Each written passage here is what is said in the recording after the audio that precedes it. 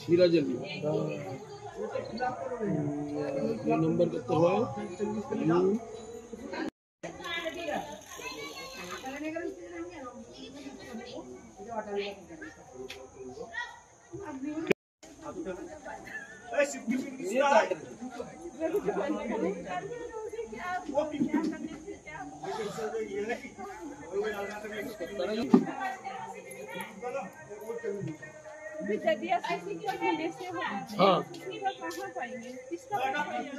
आशिकी माँ के पास आएगी।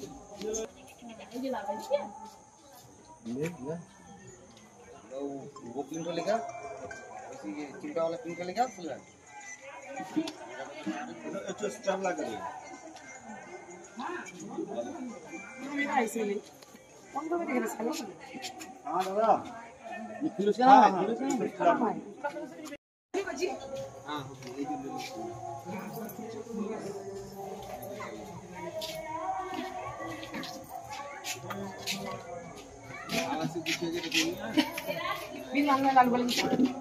तिलखजा अंचल तृणमूल कांग्रेस डाके 3টে বুথ নিয়ে 39, 40 এবং 44 বুথ নিয়ে 3টে বুথ নিয়ে একটা সহায়তা ক্যাম্প করা হয়েছিল।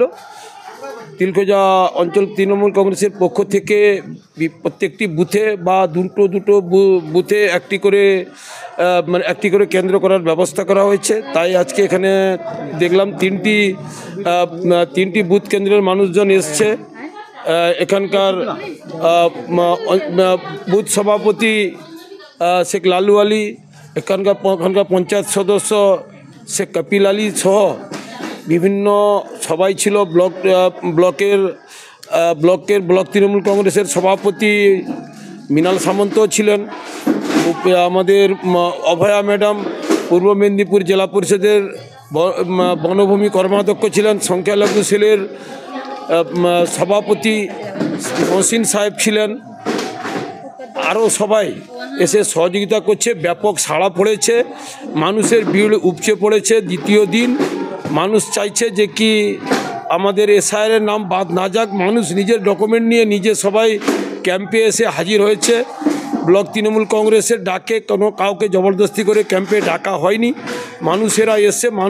তাই অভিষেক বন্দ্যোপাধ্যায়ের যে বার্তা দিয়েছিলেন যে তৃণমূল কংগ্রেসকে প্রতিটি এলাকায় ক্যাম্প করতে হবে, প্রতিটি বুথে প্রতিটি অঞ্চলে ক্যাম্প করতে এবং মানুষকে সহায়তা কেন্দ্র করতে হবে।